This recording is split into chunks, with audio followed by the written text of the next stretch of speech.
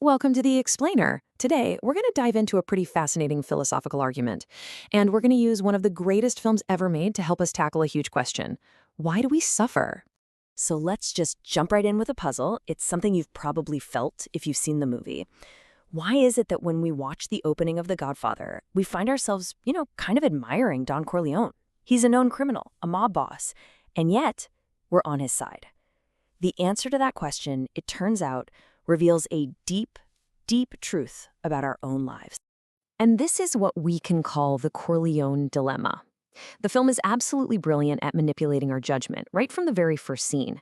And if we can understand how it does this, well, that's the key to unlocking a very common source of our own suffering. Okay, so let's set the scene. We're immediately dropped into this really dramatic emotional situation. There's this honorable man, Bonacera. He's lived by the rules his whole life, trusted the system. But when his daughter is brutalized by these two rich kids with political connections, the justice system just completely fails him. He's left with nothing. Now, pay close attention to how the film frames our perception here. We see Corleone listening with what looks like real compassion. He gets offended when Bonacera offers him money, right? He says he acts out of friendship, out of respect. He even declares that killing the boys wouldn't be justice because the daughter is still alive. The punishment, he insists, must be proportional. So in that moment, does anyone watching think of him as evil? No way. Our intellect just completely hits the pause button. We totally forget that he's the head of a massive crime family that's built on murder and corruption. Our sympathy is engaged, and we see him as this virtuous protector of the weak. The film has masterfully made us root for the bad guy. So how in the world does the film pull this off? Well, it's not magic, it's a mechanism. It's a pretty clear three-step process that hijacks our intellect. And it doesn't just work on us when we're watching movies. It happens in our day-to-day lives too. Okay, so here's how it works. First, our attention gets laser-focused on these isolated particles of good, totally separated from the whole person, in this case, Corleone's apparent sense of honor. Then our emotions get powerfully hooked by the drama of the situation. I mean, we feel Bonacera's pain. And finally, that emotional connection makes us suspend our overall judgment of the man himself. We've basically been tricked into loving a small part and completely forgetting the whole. All right, so here's the crucial pivot. This isn't just a lesson in film theory. We perform the same exact intellectual trick on ourselves all the time. And believe it or not, it's a primary source of our own frustration and suffering. Just think about it for a second. We base our love, our sense of stability, on things in the material and social world. Our jobs, our relationships, our possessions. We isolate the good particles in them, the things we like, and then we build our entire emotional foundation right on top of them. Philosophically, there's a name for this. It's called the immanent world, or the material world. And it has two really critical flaws. First, it is always changing.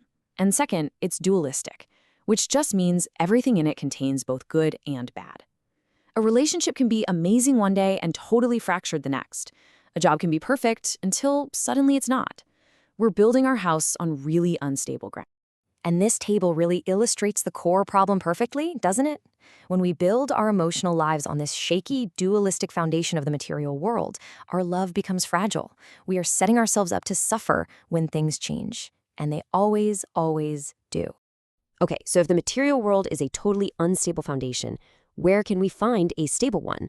Well, the answer, according to this argument, lies in shifting the focus of our intellect. We have to move it away from things that change and point it toward things that do not. So instead of focusing on the temporary good particles in a person or a job, the idea is to anchor ourselves to transcendent ideals.